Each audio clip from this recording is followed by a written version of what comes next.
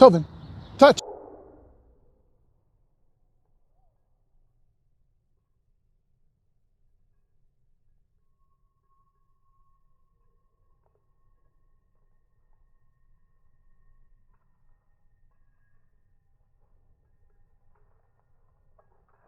Good boy.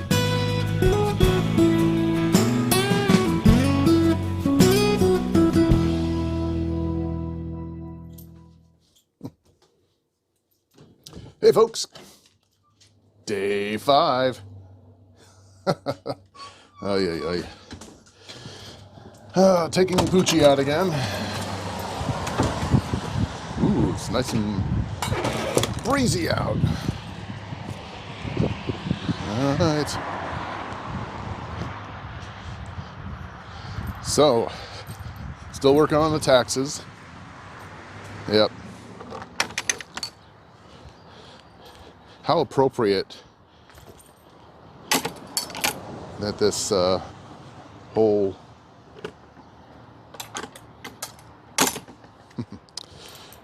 corona thing happens at tax time.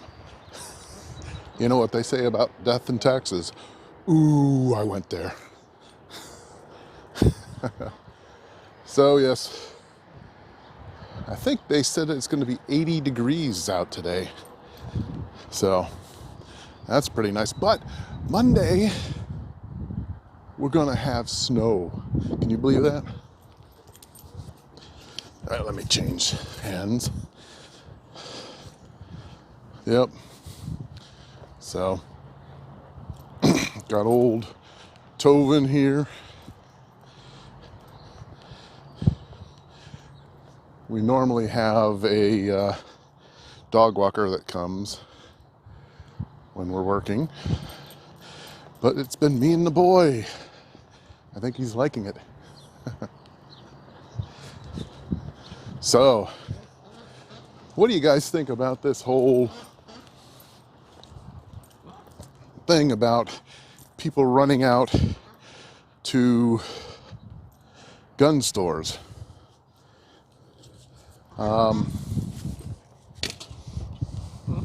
I think, personally, that's a bad idea. Only because if you're not familiar with firearms and firearm safety, I don't think it's a good idea to bring something such as that into your home without you ever getting training or whatever. There's stories on gun shops that are like in Arizona and Utah and like that, who are getting calls from people from California, you know, wanting to buy firearms for their protection since they can't get them in California.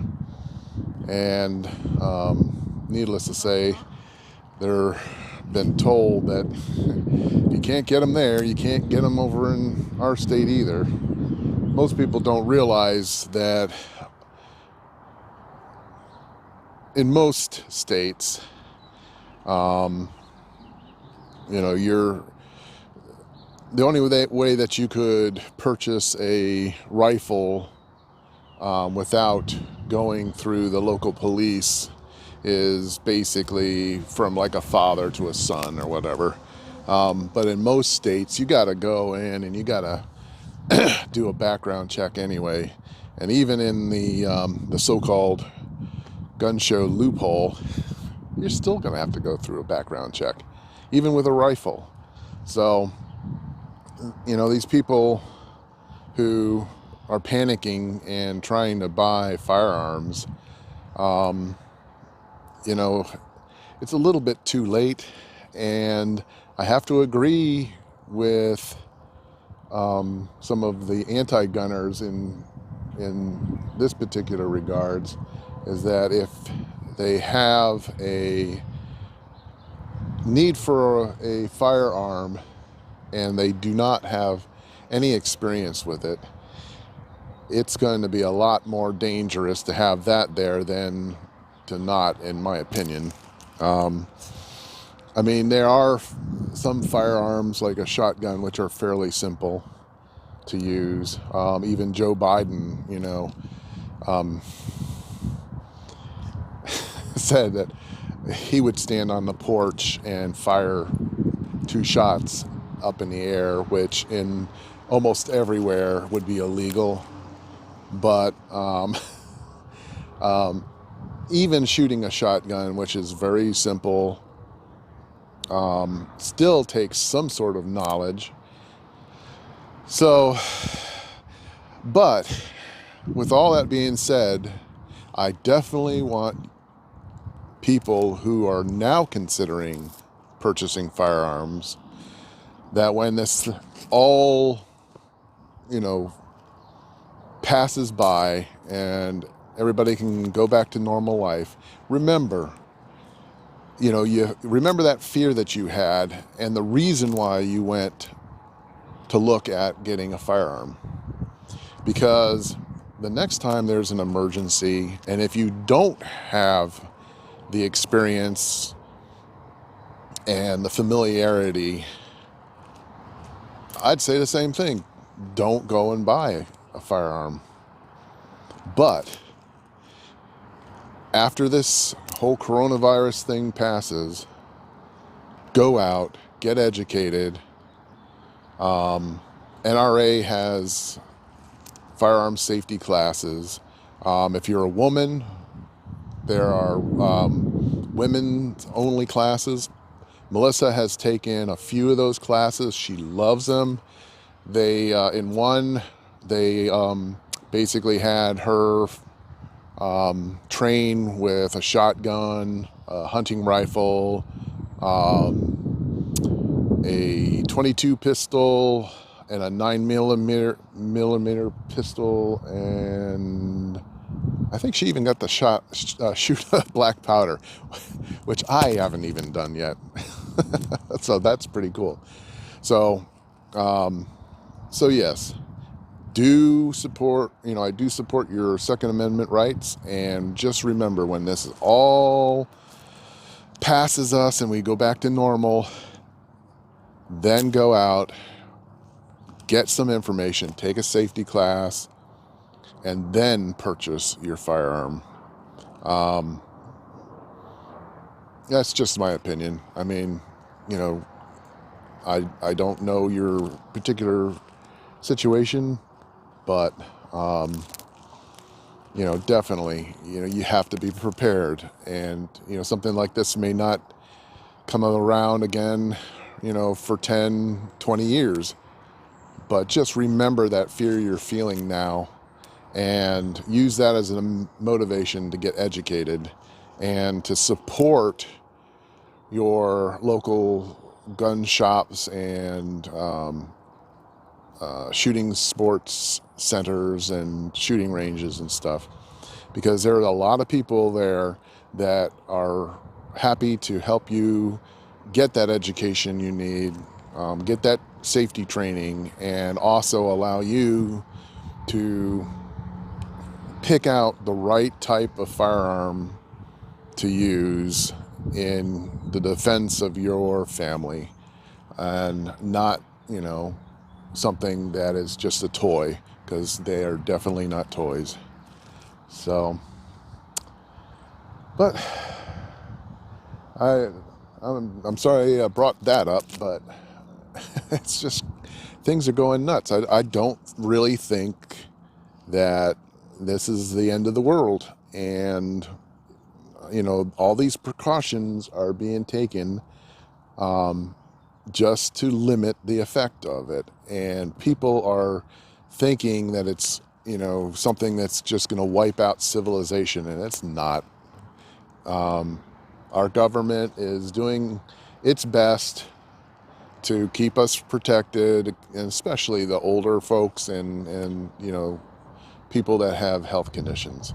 So please, folks, just sit back, stay informed, but don't listen to people like Alex Jones or Rachel Maddow, all these people that are basically make a living on stirring the pot. Okay, you know,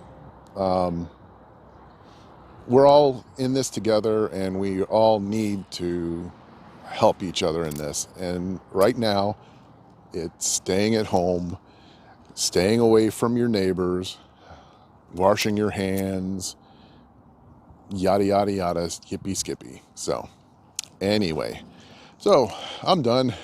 So take it away, Melissa. Hey there, Stonehouse Stoners. Welcome to Stonehouse Homestead. Melissa here. We're taking small steps towards self-sufficiency. We're using what we have to do what we can where we are. Sorry, that was Tovin. I guess he's had a rough week too. Anyway, that's what I'm going to talk a little bit about right now. We're almost through 1 week of our corona confinement here. And wherever you are, I'm sure that you're almost through your week of corona confinement if you are confined to your home. Of course, there's really not much to do right now. Our governor has once again today closed all DMVs. Actually, I think it was the the State Department of Motor Vehicles closed the DMVs till further notice. And our governor is now limiting us to only groups of 10 in any establishment. So that means I think things are going to have to be rethought as far as going to appointments and whatnot. Anyway, if I seem tired, I am. I've not only had to work this week, but also just the whole emotional stress of just trying to make sure we're prepared for all of this. Hi, buddy. And to make sure we've got what we need and that we're okay. Just it's been tough. However, I am so grateful that God gave us time to rest. And John and I are Sabbath keepers, and we keep the seventh-day Sabbath from sundown Friday to sundown Saturday. And it's getting to be sundown here in a couple hours, and so between those hours, there's no housework, there's no outside work, there's no money being spent. It's just a time to just spend with each other, to spend with God, to just relax from the week's stresses and worries. And I'm really looking forward to it this week more than ever. So I would encourage you, if you don't take a rest, if you don't take a Sabbath, look into it. I think you might find that you find yourself more energized and able to get more done come Sunday morning if you do take some time off. On Sunday, join me because I'm going to show you how I make elderberry syrup in our Instant Pot. We're doing what we can to try to keep ourselves healthy here. So on Sunday, we'll be doing that, and I will probably be also making a batch of fire cider for us. So I look forward to seeing you then when I can share that with you. Until then, you guys stay safe, you stay healthy, stay peaceful, get some rest, and we will see you next time. Please give us a thumbs up, click like, please subscribe, hit the bell for notifications so that you know that we've got something new posted, and you can also find us on Facebook, Instagram, and Twitter. Shabbat Shalom.